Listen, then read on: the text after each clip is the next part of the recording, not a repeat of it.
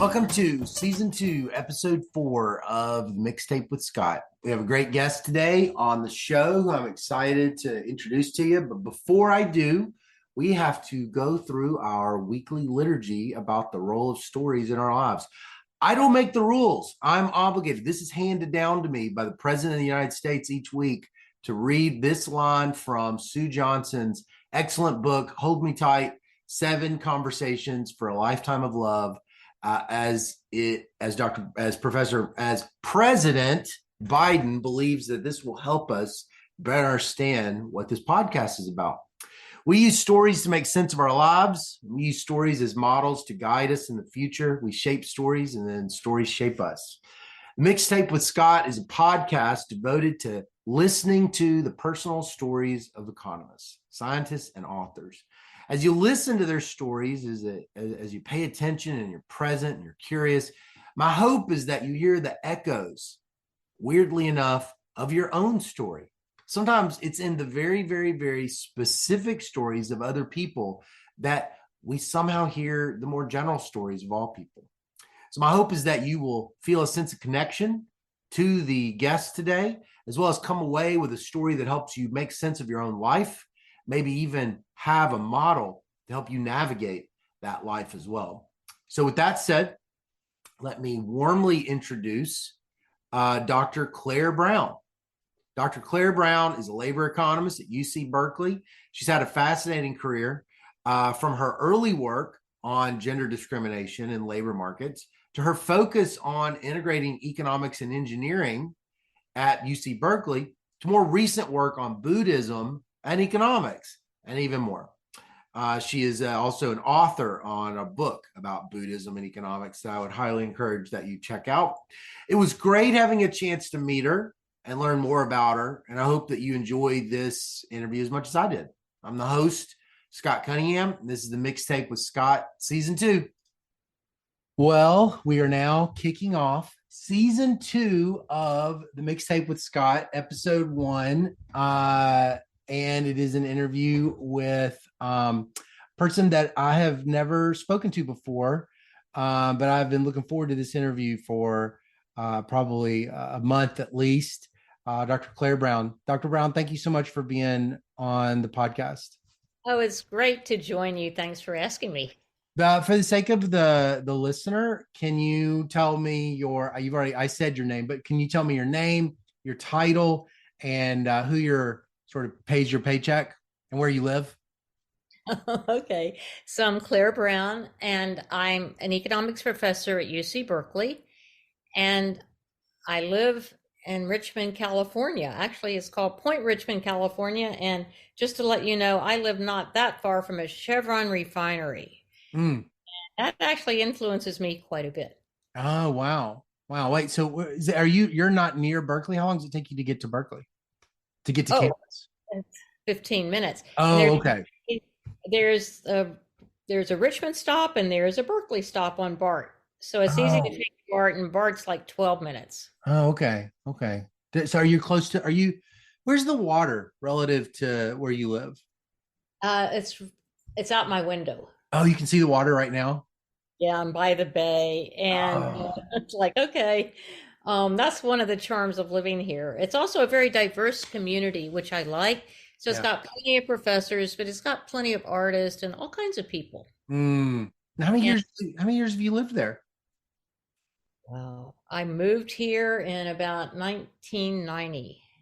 Oh, okay. Okay. 1990. Okay, well, we'll get into that. Okay. So where did you grow up before we start getting into your career? Tell me where you grew up. Okay, well, this is also a big part of my story because I grew up in Tampa, Florida, when it was practicing apartheid.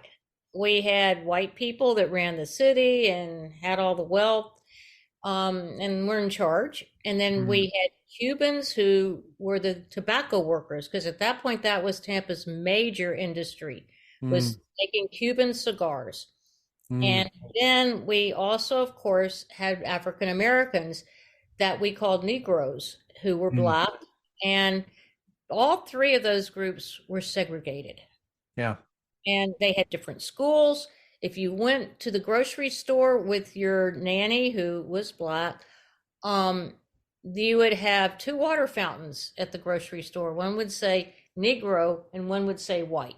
Mm, And it was that way everywhere. The movie theaters, everywhere you go, the schools were completely segregated. It was mm, really, I realized early on because the woman who took care of me, Nazarene, she really made it clear to me in a very loving, kind way how her life was real different from mine because she wasn't white.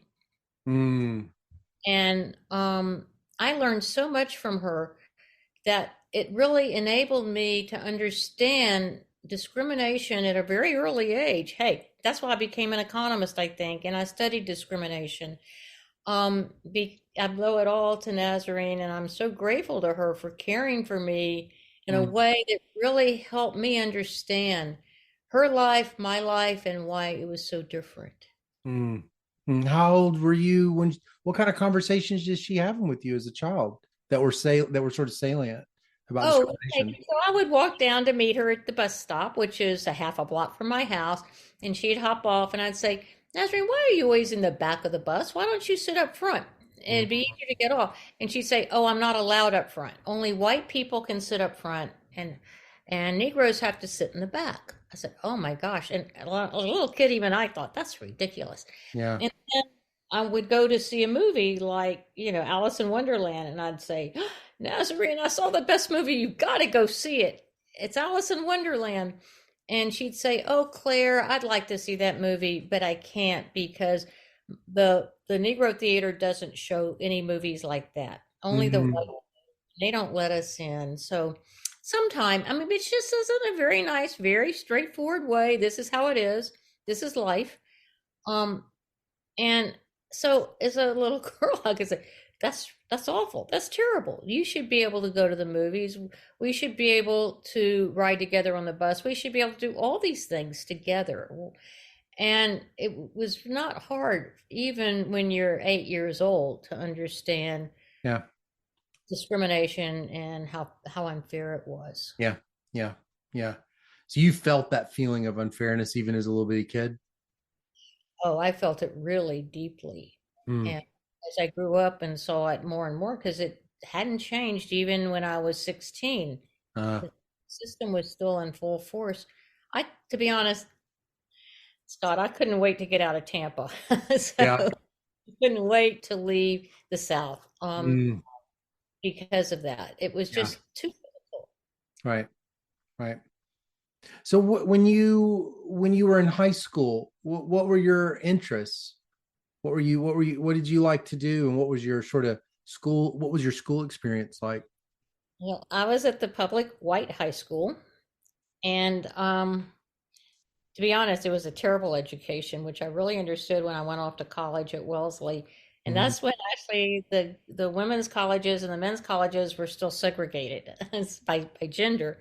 Hmm. Um, but it was like, well, the problem was school was too easy, so I could do it real quickly. I was valedictorian, but you sort of had to hide that. Although I didn't, I just, oh well, I like school. I do my work. Um, I took the hardest classes I could, but none of them were hard. And Right. I don't think I ever wrote a paper, but Hmm. it made, and I loved math and math. So when I went off to college, I was a math major because math was simple, it was easy, it was fun. Yeah. Um, and my first English, I couldn't do English, I realized, because I'd never done English. We'd never Hmm. written or critiqued books. So my first paper in the English class, the professor called me and says, we have a problem. We got to figure out how to get you writing well enough that I can give you a C. Was that freshman year? That was at Wellesley? Freshman year. Yeah. And so I was in shock because, of course, Because I'd you were never. valedictorian. Right, you're like, uh-oh. You also see in high school, I knew you had to like be popular or get Yeah. along. I had a great group of what we call girlfriends, and we're still friends today. Oh, that's great. But I was a cheerleader. I did the social things that you're. Right. But to be honest, I never felt comfortable.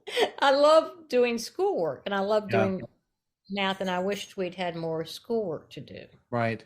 See what you get to Wellesley like what, like 64? Yes, actually, that's true. I was class of 64 high school and then class of 68 at Wellesley. Okay. So you And I get was there. 1 year different from Hillary Clinton. You were y'all there at the same time? Wait. Yeah. Oh, Yeah. did y'all know each other? Well, she crossed everybody's path, but we weren't in the same dorm. Yeah. Um, and She's a she, 1968 Wellesley graduate also? no, she was 1 year apart. 1 year apart. Okay. 67? Uh, yeah, no, I think she was 69. She came after me, 1 year after Mm. me. But she was woman around campus. She knew everybody. She was Mm. already political. She ran for office and won, college offices. But I, me, no, no, no. I'm busy doing proofs, math proofs. Yeah. Okay. Okay. So you get there. It's like, so you're there during a pretty tumultuous political time in American history, and you already have this kind of I don't know, this value system that's like that's really sensitive to injustice. So what was it like for you, you know, being, so serious about your schoolwork, but that also these, like, civil rights kind of events are happening around you? Right. Yeah, I was so lucky, Scott, to be there with two revolutions going on from a social viewpoint. One was race and the other was feminist. And Mm-hmm. on top of that, we had the anti-war protesting. So there was lots of protesting, and I learned a huge amount. That really helped my learning about society, how it works, and all the different ways that power sort of rules people's lives. Right. It made me, and it's one of the things is I did because of all of this, actually grow sort of bored with math You because did. there are hardly any math majors. There were like four of Mm-hmm. us.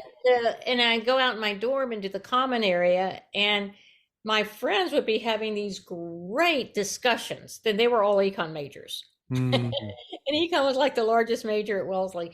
And I'm thinking, I better go take economics. This sounds really interesting. And so Mm-hmm. I started taking economics, but that went until my junior year. And because I had to get rid of all my requirements and so forth, and which I had a lot, nothing like AP from where I came from. Yeah.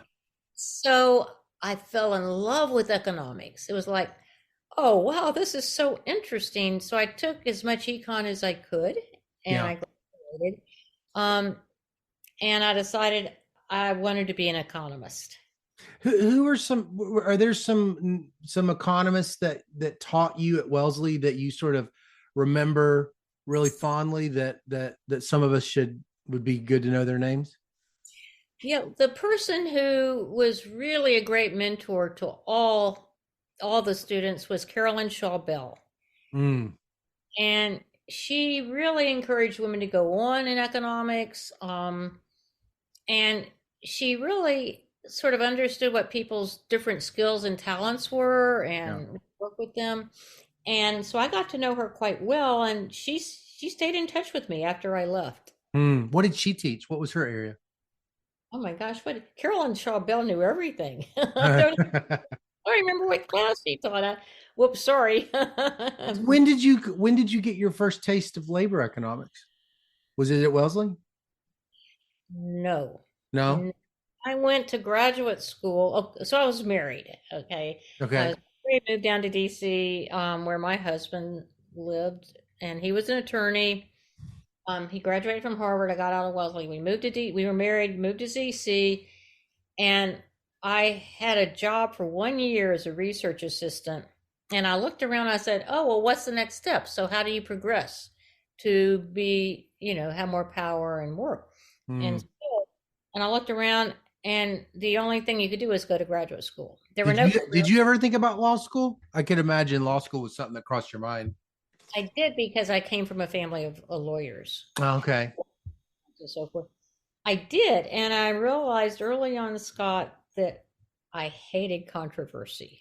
It's like I Yeah. didn't do well with controversy, Yeah.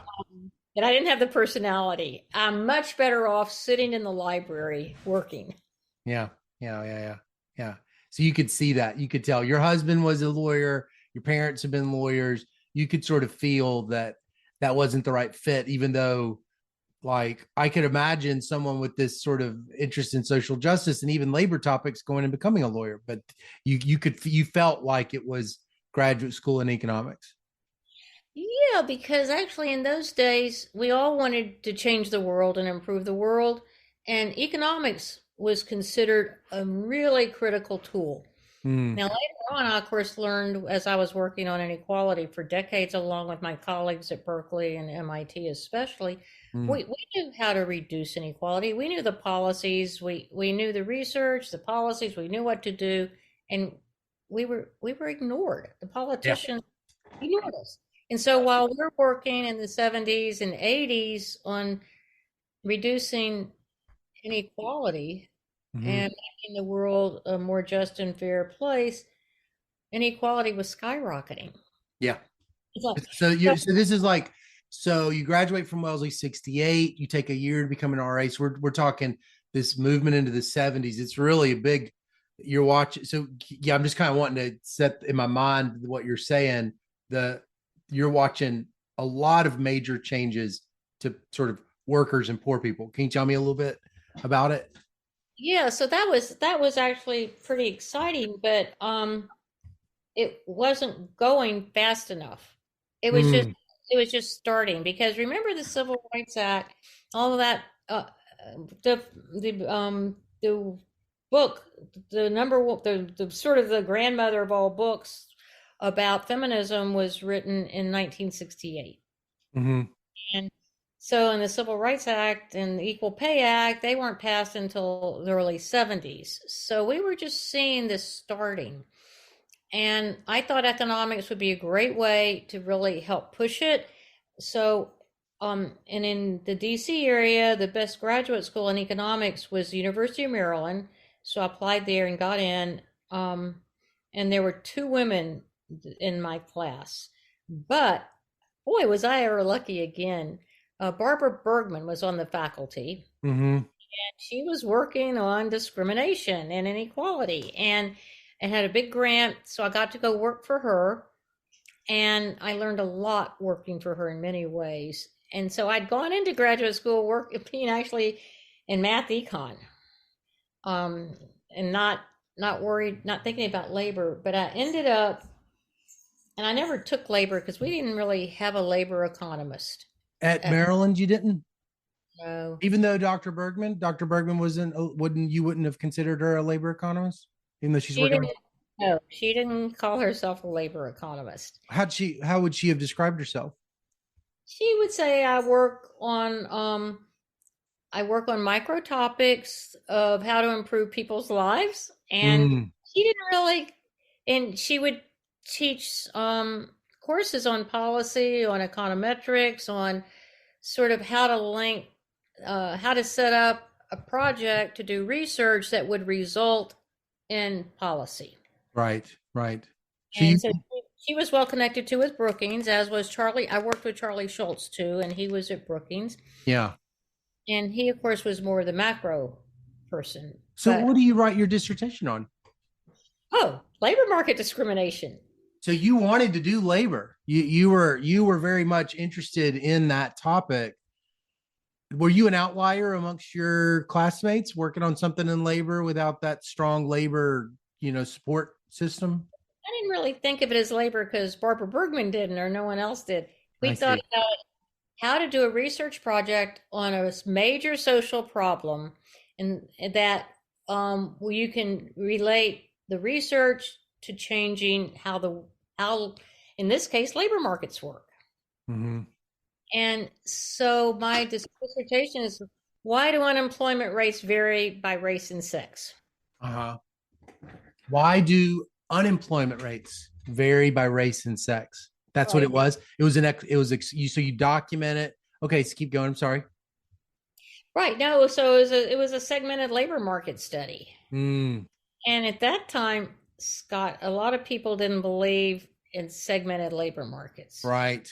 Right. They had this kind of perfect competition model of labor markets where the all the wages should be equal. I mean, I guess like you is that because Claire the micro data isn't widely out yet? Is there something about it that's just like people just don't like what's the cause of that?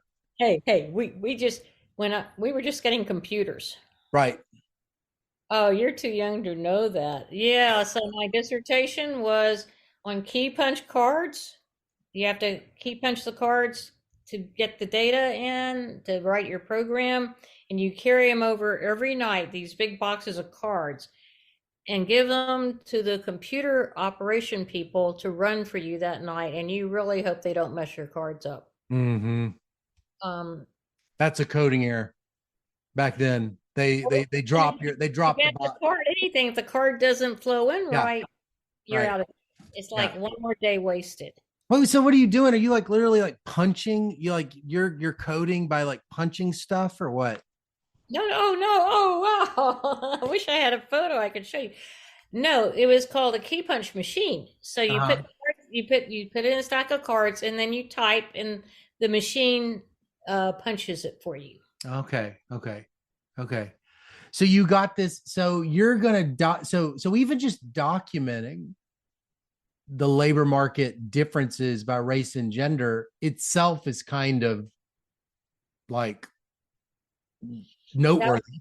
that's right. That was a huge task. It's Yeah. just collecting the data and then you analyze it and you show how look there's lack of mobility provided between male jobs and female jobs or white jobs and black jobs, and so you can actually you document and then you analyze the flow Mm, between them. But once again, we didn't have the data that they had much later on. hmm. What data set did you use for that dissertation? Who knows? Probably some form of data from the Department of Labor. I remember being in touch with the BLS a lot. Mm, mm. So you do this topic, and it's but you're also trying to explain the differences. So what was sort of your key? What were some of your theoretical reasons for why you thought this was not why this gap was staying as an equilibrium? Well, because what I did was I set up two models. One is a free labor market model Yeah. that people have access to jobs just based on merit and so forth, and Mm, you would get one kind of outcome that you could then look and see. And then you'd have a segmented labor market model where you would actually have different markets that within themselves act like free or competitive markets, but the line into that market is only women, or only hmm. men, or only black women, or only black men. Right. And you can actually, given that you could get enough data, which I was able to from the Department of Labor, um, set it up and then analyze the flows in and out. And from what you would expect, hey, in a free market model, if you have one model, I mean, one market, it just had one market, and Yeah. you're putting everybody in line, and you say, well, that's really interesting that the women end up over here and the white men over there. And I mean, you could see real clearly where in this one market, people are still flowing into these segregated slots. You were watching not just differences in wages, but sorting.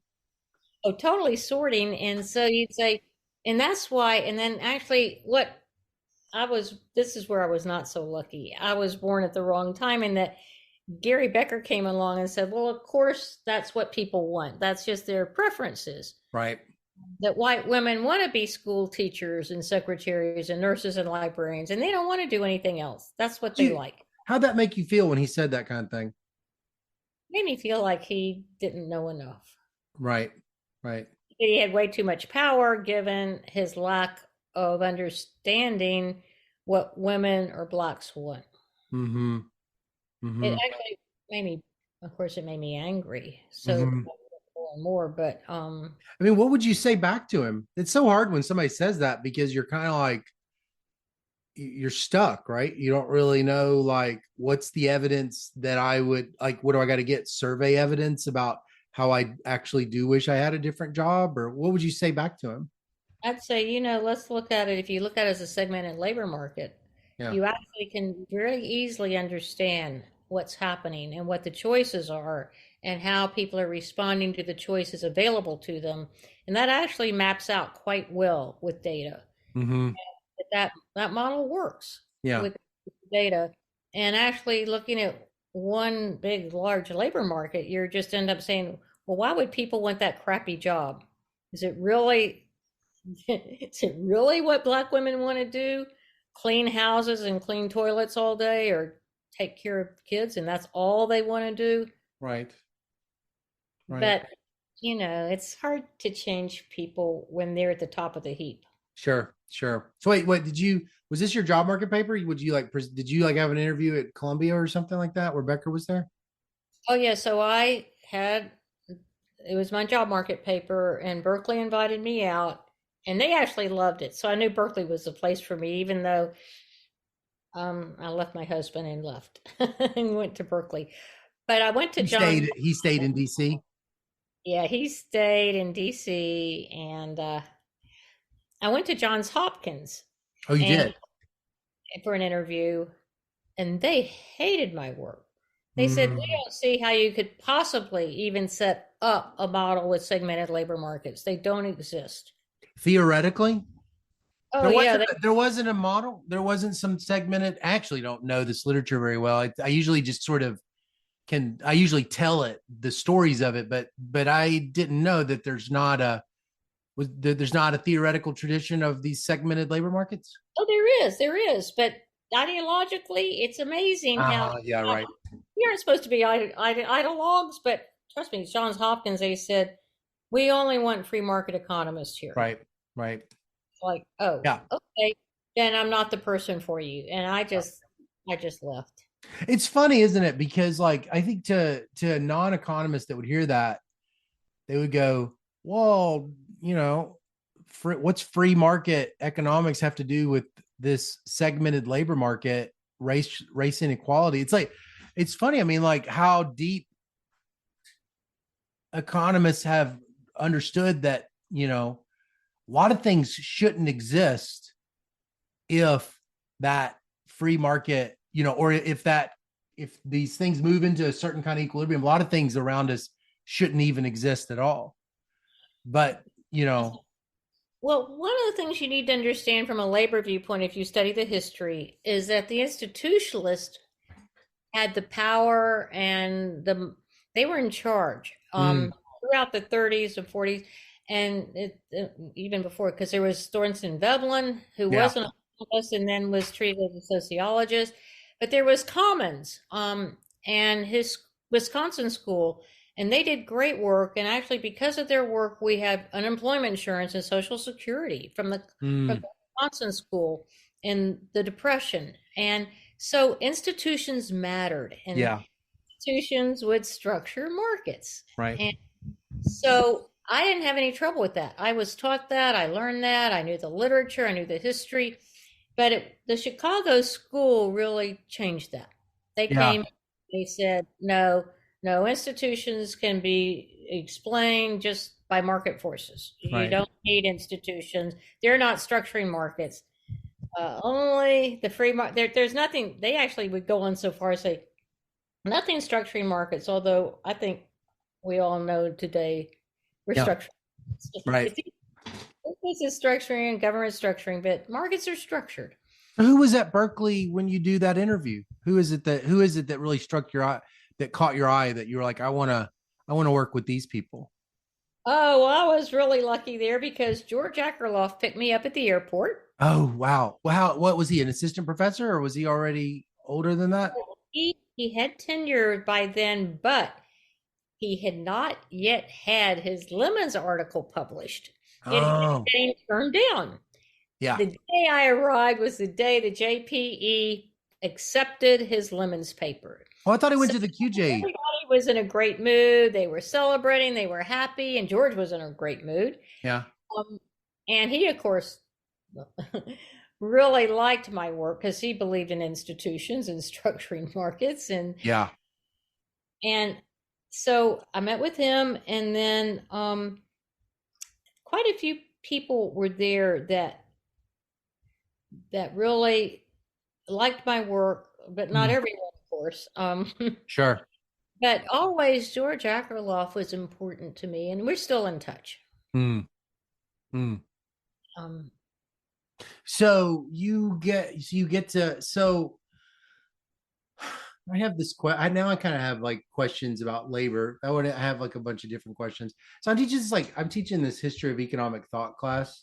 And I'm just loving it so much. But I was kind of wondering, do you feel like you you like identify, like you feel a certain amount of kinship with the labor economists? When I say something like that, does that sort of feel like you're like, those are my people, or is like, no, I don't think in those ways? oh yeah. The thing is that there's no such thing as the labor economist. To be honest, there's still quite a wide variation. You're Mhm. right that now, fortunately, at the top of the heap are the econometricians. Like, I mean, David Card does fantastic work, and I'm so grateful that he came to Berkeley and stayed at Berkeley. Mhm. And I know you think of the sort of the econometricians or statisticians as the labor economists, and they are certainly the most respected and have the most influence in the field. But there are actually quite a few labor economists that are spread throughout the nation that work on in more institutional ways. Yeah. They might they might study unions.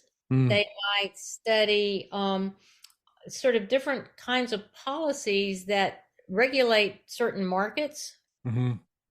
and they don't necessarily do differences in differences. Right. Right. Right. So, but do you sort of feel like those are your people, or do you think that way? Like I sort of always kind of wondered, like, who are my people? Because I never I my research interests have always been a little unusual, but like I really admire the labor economists. Um, I love the commitment they have to the workers. When you read these old classical guys, they not to get on a tangent, but because they just think in terms of these three groups of people, the landowners, the capitalists, and the workers. It's just like it's a huge part of the history of economics, this big group, and their overall well-being. And not all of the classical economists really seem to come down. They sometimes have like what appears to be biases, against them. Like maybe aren't particularly sympathetic. I've been really surprised, honestly, how many of the classical economists talk about the poor. They maybe this isn't, maybe they're just not politically correct, and that's what sort of stuns me a little bit. But the language of immorality around the poor amongst the classical economists is just, it's really common. They drink too much, they're lazy. And I was just kind of curious, like, did you notice as you were working on topics in, poverty and labor, did you ever kind of just notice that there was like morality judgment about these groups of people that, like, because like I mean, maybe that's maybe an IO, they're doing that too, but it seems like there's just like during this period of time with Reagan and things, there's just really, pretty intense statements made about the poor. Right, but I didn't hear economists saying that. Sorry. That's okay. I definitely heard politicians say that. Like Yeah. Ronald Reagan went on and had the welfare queen. And actually, that was in my book, American Standards of Living, that was really key in getting the country to believe we didn't need a social safety net. Mm-hmm. Yeah, we had a social safety net, and that we therefore didn't have to worry about inequality. That people who make more money deserve more money, they work harder, they're smarter, and we don't have to worry. The welfare queen, don't you worry, she's got all her bonbons. I mean, he was outrageously racist about it. Yeah. Yeah. But he convinced the country that since we were taking care of poor people, that they could go out and make all the money they wanted to. Right. And this was actually, I think, a major turning point where Reagan could convince people that they could make all the money they wanted to, they deserved it, and they could have enjoy their lives and not worry about poor people. Right. Right. Right. Right. But I didn't, to be honest, I didn't hear economists pushing that. But then I was Mhm. working on inequality and discrimination and poverty. So Right. um, maybe it's just the people I hung out with because we were really upset by that up front. Mm-hmm. Mm-hmm. And we're trying to figure out how to offset it, but we never could. Right. And so we failed. We totally failed on working on inequality. We, to be honest, I think we weren't political enough. You think there was a missed opportunity or what? You think you could have done something different or if it was just I think we needed to go team up with a political scientist, but that's in retrospect. Who knows what would have happened? I have no idea. yeah. I just know that even today, though, with the work that the labor economists who use RCTs and do rigorous analysis, even they have a hard time convincing people it's okay. The minimum wage actually has doesn't actually create unemployment, Mm. or that don't worry, migration is not taking away all the good white jobs. It's Right. like Right. they even then the people of the political side just seem to win the day. It's Yeah. like and so actually I have started working some with some political scientists to try and understand how to take what we know on policy because my research team at Berkeley created something called the Sustainable Shared Prosperity Policy Index. And the political scientists love it and they say, "Oh good, we can use this." And I said, "Great, can you tell me how you can use it to like actually create or have an impact on policy?" They Mm-hmm. said, "Well, it's not easy, but that's what we do." Um, and so we have a network at Berkeley of people, political economy, but across discipline, not just economics and political science, but trying to figure out how to take research, put it into policies, and then have an impact, and not just have Right. it sit on the shelf. Right. Right. Right. Right. Right. But it's hard. I don't I, have the I answers except that I know with the climate emergency, I looked at my colleagues and I said, look, we might have failed on inequality, on having the government do policies that would really help people. And now we can't fail. I said, we're killing the planet. We mm-hmm. know what to do. We have technology, we have science, and we aren't going there. Yeah. Yeah. Real quick, I have one question. So I found this interesting thing that you were asked or that you asked. It says, does education and then a good job allow people to achieve a middle class lifestyle and leave labor market problems behind? And you said no. And I thought that was interesting because I felt like in my grad labor class, we read Kevin Murphy and June and Larry Katz and a bunch of others where it was the big story was, this divergence in earnings by skill and the rise in the returns to skill. And I left those classes just kind of feeling like, education really was the key to addressing poverty. But it sounds like you've got a slightly different, or you've kind of got your own take on it. And I was just curious, can you tell me more about that question and why is it you think somebody might say, you could sort of imagine somebody saying yes, and why you would kind of say what you said? Right. Yes.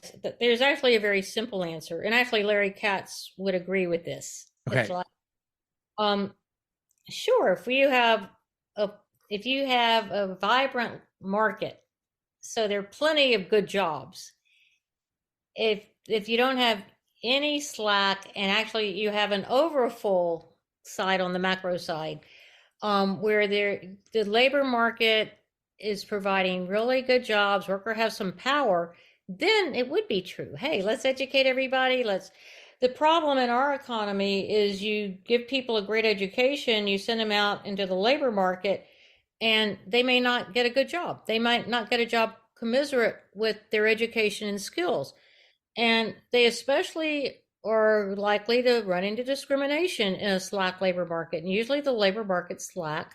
Mm-hmm. And also, as you know, the labor market power for workers has really gone down. And that's been well documented Mm-hmm. by Stiglitz, by Atkinson, and others. It's like, okay, look, workers don't have the power they used to have.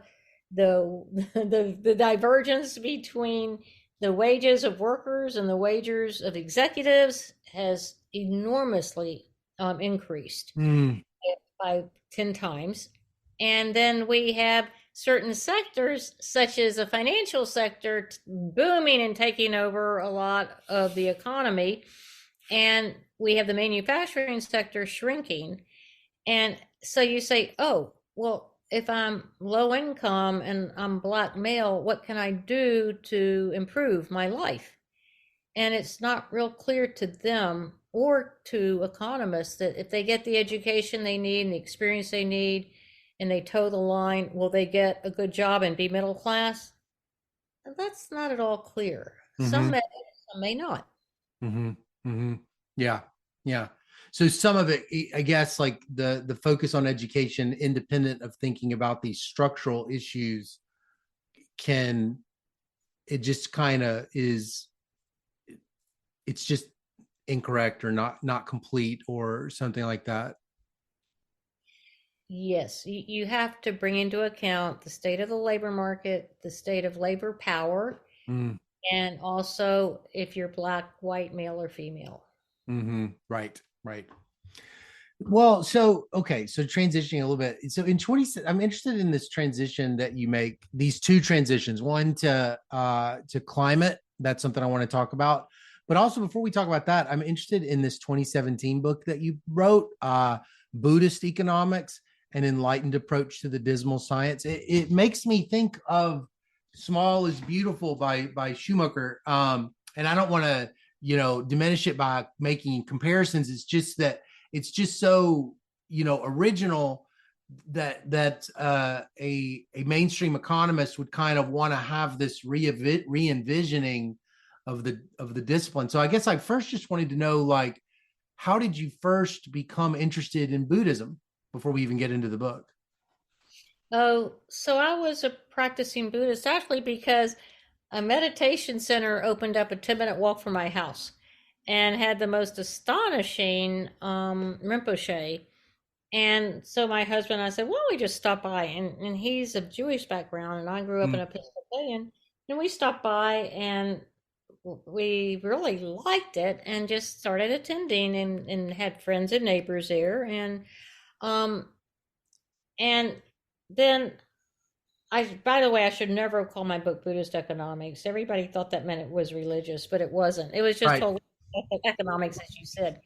And it's actually an economics book because the Buddhists say, well, it is true you have impermanence. So you assume impermanence or that everyone's interrelated with each other and with nature, which is a law of ecology. Mm-hmm. Um, and so that's science. And that was an important part of Buddhism and it always has been. And then you assume impermanence, that everything's always changing. Mm-hmm. That and then you end up, whoops, just a second, what happened to equilibrium? Well, we're always in transition. The world is dynamic, life is dynamic. Right. And part of interdependence is that people care for each other. They can be self-serving, self-caring, they should be, but they also are other caring or altruistic. Mm-hmm. Then you sort of bring all those together and you end up with turning the free market model on its head. Because if people are altruistic and caring, and if people care a lot about, you also define happiness very differently. Instead of caring, it's not hedonic anymore, but it's much more Aristotelian, where people's happiness is of course interrelated with everyone else's happiness and the state of nature, and they're and that's because of altruism. Mm. And so they're not trying to just give me, give me, give me, give me, and they actually care a lot about the human spirit. That people aren't don't just they care about relationships, about community, Right.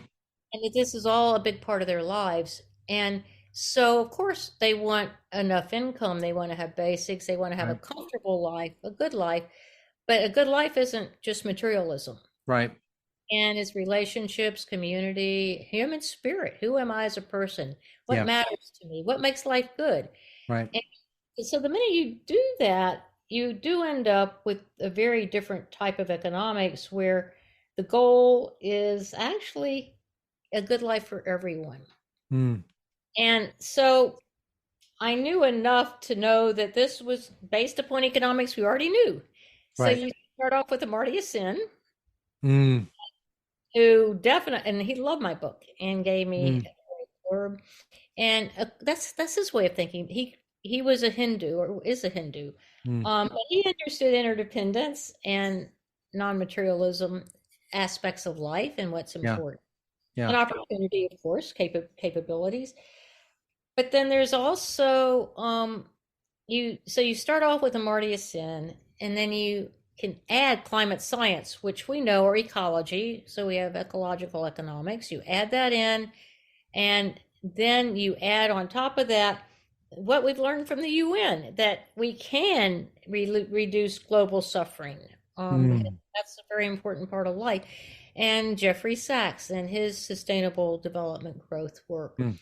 You sort of, they all do great work, but somewhat in their own bailiwicks. And so I just said, we know the economics for this. So why don't we just integrate it and start off with these three assumptions and end up wanting to provide a comfortable, caring life for the whole world and take care of the planet. And of course, this was heavily influenced by the climate crisis going on. Mm. Mm. Wait, so is this book a turning point for you? I mean, is it like when you write it and you're thinking of these things, like you've changed in your way of thinking, like about economics? Well, not really. Not really.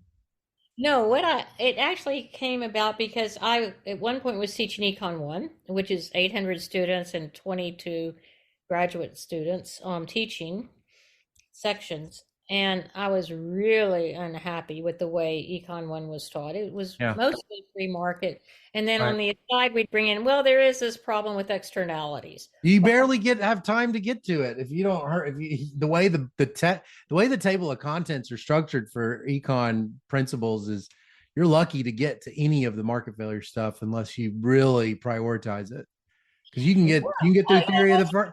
You may not have time. Yeah, and it's like, oh, inequality. Well, that Yeah. we know a lot about it. I mean, it's like it's an afterthought. So I was really upset by that, but most people teaching it are. Right. And there are now today some more options, but in those days there really wasn't. So I was out walking my dog in the hills one afternoon, and I looked at him, and I was already a practicing Buddhist. I said to my dog, I said, how would Buddha have taught Econ 1? Mm. What would he have done differently? And my dog looked at me and he said, well, think about it. I'm sure you can figure that out. I'm not sure. So I went back to Berkeley, and I went to the department. I said, I want to teach a seminar in Buddhist economics because I want to think more holistically about the economy and what it would mean. Because otherwise, I never had any time to do anything. Scott, I don't know about you, but if you're teaching something, you find time for it. If you're not teaching it, it rolls down the list. Yeah. Totally. Yeah. So I started teaching Buddhist economics, and the seminar was really popular. Oh, I bet it was so popular. The department loved it. It's like they thought, and that's why I love Berkeley. It's like, wow, that's so interesting. Thank you. Mm-hmm. And then actually an agent came to me and she said, would you write a book? Can we make this into a book proposal? And would you write a book? I said, well, I hadn't thought about it, but I'd consider it. Yeah. And it took off, except we should have renamed it not Buddhist economics. So that's not a good name for it? Why? What's wrong with that name? Because people thought it was like Protestant economics or Christian economics or something. They thought it was religious. They did. I won't tell you how many people, media, or even book reviewers said, I don't do religion. I said, I don't either. I think of Buddhism as a philosophy of life. Right, right, right, right. And the economists got it that I sort of knew and worked with, like Amartya Sen and Jeffrey Yeah. Sachs. They knew it. They understood. George Akerlof loved it. But outside of that group of people, Yeah, right. it got Buddhism. I don't even understand what that is. But it is the appropriate word, even though it's the marketing of it. It's the right, you do feel like that's the right word. It's just the marketing of it is people get the wrong impression. Am I wrong? Yeah, I think you're spot on. Yeah, yeah, yeah, yeah. Well, so one last thing before we go. Can I just say one other Oh, thing? yeah. Really important to me. Yeah. Because I also worked on semiconductors with engineers. And this actually was also an important part of my life. It was in the 90s. And because this is where my work and your work overlap. This is where your econometric work and teachings and my work on field work and understanding sort of how the economy is truly operating on the ground. Yeah. So what happened was we were out doing field work paid by the Sloan Foundation, studying semiconductors and fabrication plants. And the United States was way behind Japan, and the goal was to actually figure out how to improve fabrication, but that was around the world, not just for US. And we did that. That was great. I loved working with the engineering dean, and I led the economists. He led the engineers. And I learned a lot about doing field work and watching things on the ground. But what I also learned was later on, I was working with Julia Lane and some other co-authors, and they came to me and they said, look, we're going to do this administrative study of a bunch of industries, including semiconductors, but we want you and your team to help interpretation of the data.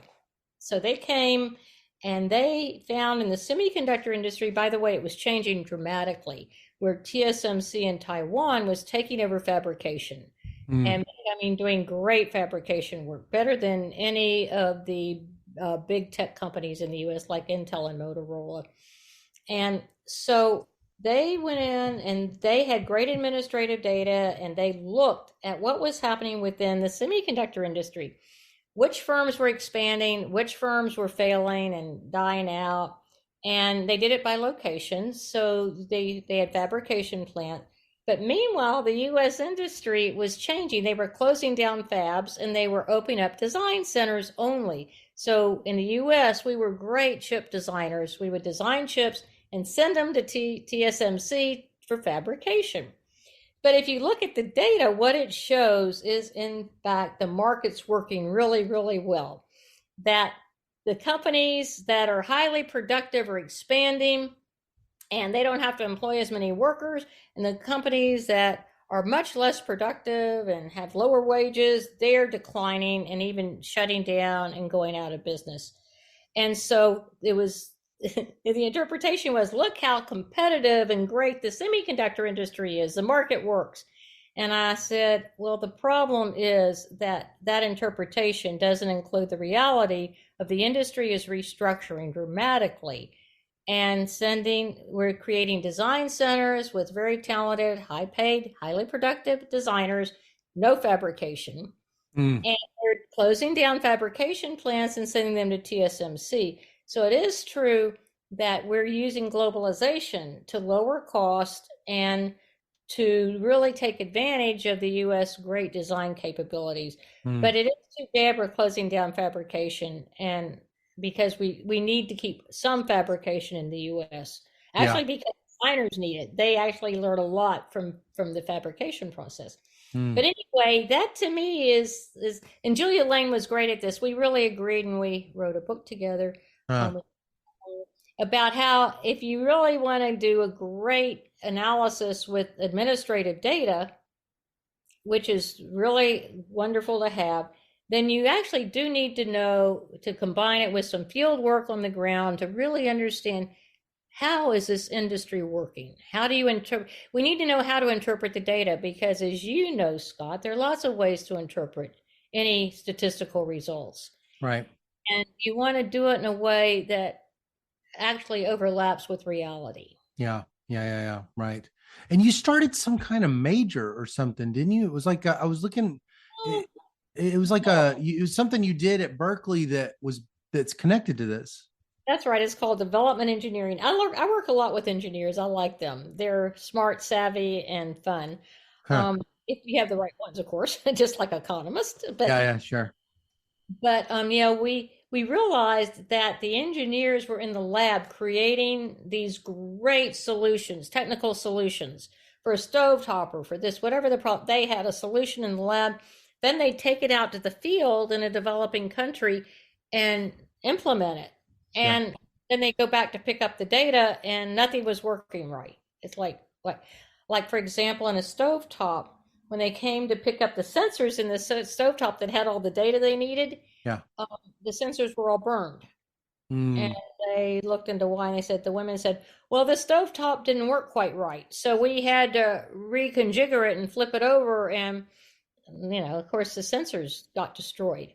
Mm. And so, and the economists would come in late. They'd come in at the end and say to the engineers, oh, give us your data and we'll do a great study. And I'll get my PhD and then Right. we'll get into an RCT. But they'd come back and say, just a second, you didn't collect the data right. It's like, this isn't how you collect the data to do a rigorous analysis. Sorry.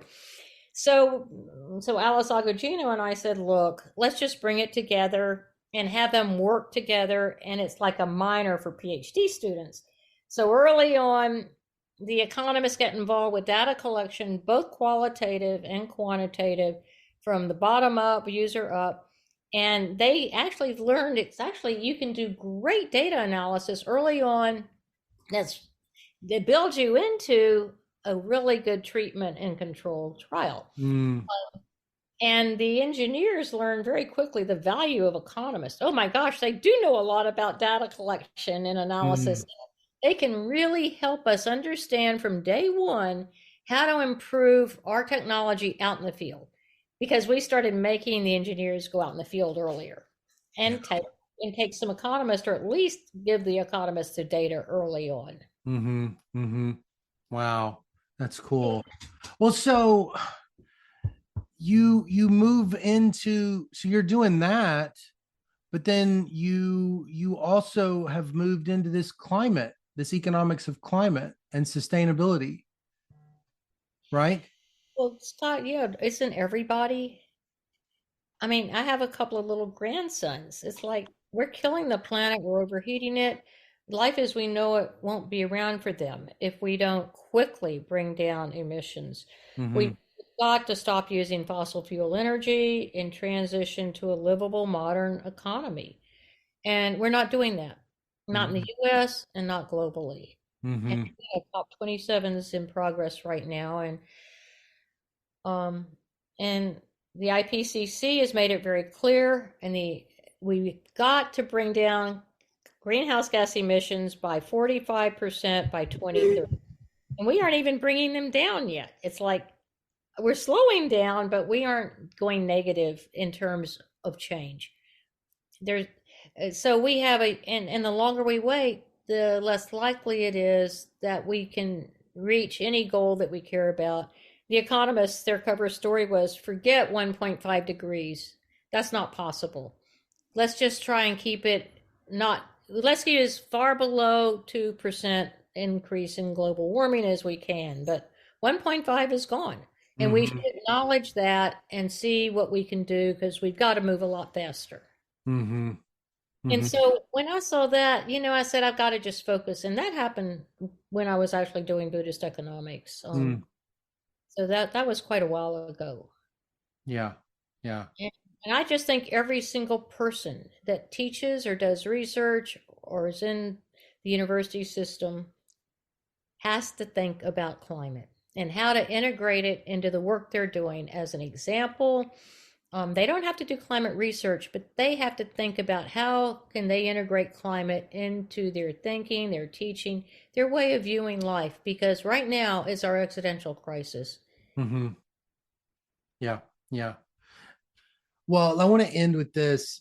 When you think about your life that you've lived as a labor economist as a Buddhist, as a sort of a almost a theorist, and also this environmental economist. All these kind of the work that you've done since your earliest times of being interested. I wanted to ask you this: why does the work that we do as economists matter? And then, secondly, what does that even mean to matter? What has mattered the most to you in your life as an economist? Well, mainly, I think that we're economists because we love economics. It's like, okay, that's sort of the way we think about, how does the world operate and from a resource viewpoint. And I think the economists that I admire, all of us agree, we got to think about how can we help the world do better. Yeah. And so that's important. I think the problem is why what we do doesn't matter enough. Then, as we've already discussed, it's like, why does politics trump economics? And it does. It seems like we know a lot. We try really hard. We're well intentioned. We want to help the world. And right now, I want to help people on the planet and stop using fossil fuels. And so, one of the things that I've started doing, and I've been doing this now for quite a while, is I work with climate groups, climate justice groups, to lobby for specific policies and specific actions in California, focusing on California because we're a climate leader. But one of the things I've learned is that once again, and I really understand now why politics trumps, because big oil, we have a big oil industry in California, and they just all the time use their money to fight against us and to fight against any climate policies or regulations. And we have fights going on all the time. And they have a lot of money, and we only have people and sort of intelligence. But also, Scott, what we do matter is we care about honesty and transparency. We care about using data correctly. We care about being as honest as we can about our data and our findings. And that's who we are as economics professors. Yeah. And so it bothers me that I'll get out and I'll be at a hearing with Chevron or Exxon, and they'll just lie. They'll just say anything they want to, and they aren't held accountable. Whereas we are very, very careful trying to stay with the science and the evidence. And that's also one of the reasons that what we do should matter more. Mm-hmm. And if you can tell me how to make it matter more, I'd love it. Well, it has been really a pleasure, Claire, to get to spend this hour just learning about you and your thoughts on economics, but also just getting to know you better. I really appreciate you giving me this time to talk and listen. Oh, Scott, let me just tell you how much I appreciate all you're doing to help economists learn and to also help economists figure out how maybe we can do better and help people on the planet. So thank you for all you're doing, and thanks for inviting me. Yeah, thank you.